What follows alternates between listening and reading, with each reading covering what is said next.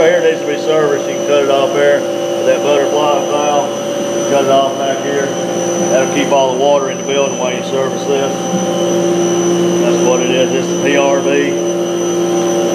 Here, if you need to adjust the pressure, the water pressure, I believe it's set on about 70 pounds, but you shouldn't have to adjust, but if you do, you just take this lock screw out, take this screw here, run it out, run it counterclockwise, that'll increase the pressure. Counterclockwise will reduce it. But like I said, it's already set, shouldn't have to mess with it. So if they have an emergency in the building, they can shut it off. Shut it off right there. Yeah, for the building. This other one over here, this cut off here serves for the fountain.